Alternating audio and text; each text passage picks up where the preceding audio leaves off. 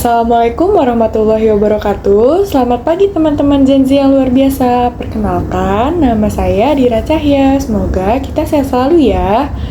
Coba angkat tangan, siapa di sini yang tidak bisa lepas dari ponselnya selama lebih dari 1 jam? Ayo, jujur saja. Pasti hampir semua dari kita kan? Teknologi adalah udara yang kita hirup, dan media sosial adalah etalase kehidupan.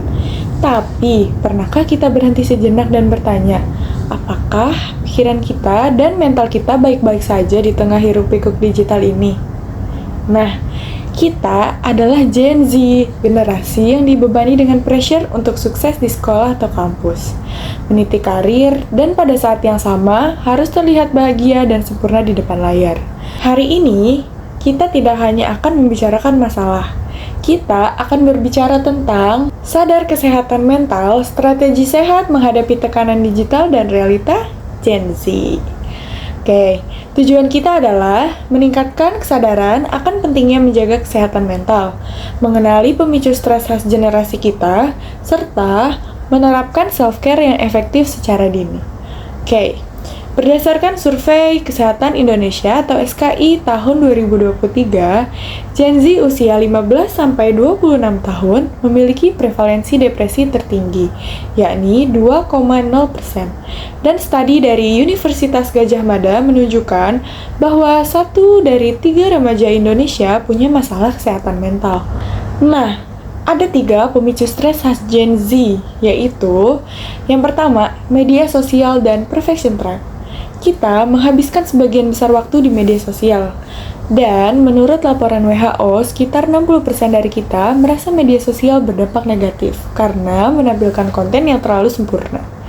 Ini memicu perbandingan konstan dan merusak self-esteem atau harga diri kita. Kita burnout karena mencoba mengejar standar yang tidak nyata. Yang kedua, akademik dan karir atau the hustle culture. Tekanan untuk memiliki IPK tinggi, magang di tempat ternama, memulai side hustle, dan mendapatkan passive income di usia muda, kita merasa harus berlari kencang, takut tertinggal, fear of missing out atau FOMO, hingga melupakan istirahat dan merasa cemas berlebihan. Yang ketiga, banjir informasi dan doom scrolling. Banjir informasi, berita buruk, dan vibes negatif yang terus-menerus kita serap dari layar, membuat otak kita lelah. Kita menjadi cemas dan sulit fokus karena terus-menerus terpapar informasi yang memicu ketakutan. Mengenali tanda awal gangguan mental. Yang pertama, susah tidur atau insomnia, atau bisa juga tidur terlalu banyak. Kehilangan minat terhadap hal-hal yang dulu kita sukai, kini merasa hampa dan sangat membosankan. Dan yang terakhir, mudah merasa lelah secara fisik meskipun tidak melakukan pekerjaan berat. Atau emosi yang mudah meledak dan kesulitan berkonsentrasi pada tugas atau pelajaran. Nah, kita bisa mengenali tanda-tanda ini bukan berarti kita lemah. Itu berarti kita sadar dan berani mengambil tindakan untuk diri kita sendiri. Lalu, apa sih yang bisa kita lakuin? Ini adalah 3 strategi self-care sederhana dan praktis yang bisa kita terapkan. Dimulai dari hari ini. Yang pertama, digital detox terstruktur. Terapkan jam senyap, tentukan 1-2 jam sebelum tidur, di mana ponsel diletakkan di luar jangkauan.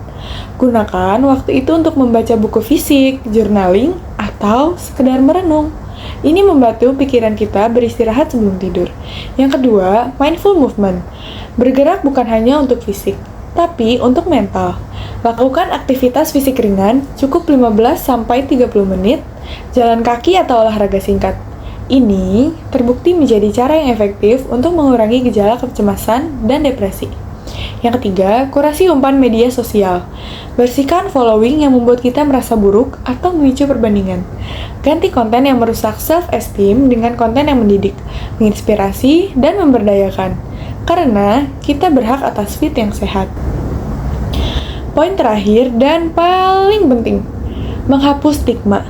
Kita telah melihat bahwa masalah kesehatan mental sangat umum di generasi kita. Tapi, mengapa kita masih malu membicarakannya? Mencari bantuan bukanlah tanda kegagalan.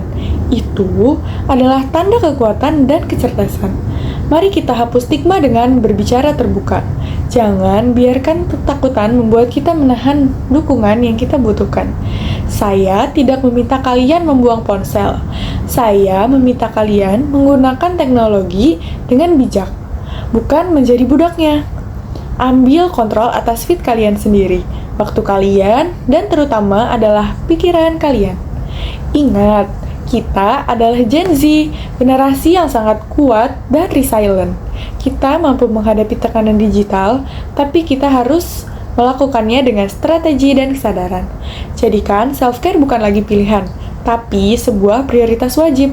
Jaga diri kalian, pikiran kalian, karena kalian adalah aset terpenting bagi masa depan. Terima kasih atas waktu dan perhatiannya, semoga bermanfaat, dan kita semua selalu sehat, bahagia, dan mindful di dunia yang serba cepat ini. Selamat pagi, wassalamualaikum warahmatullahi wabarakatuh.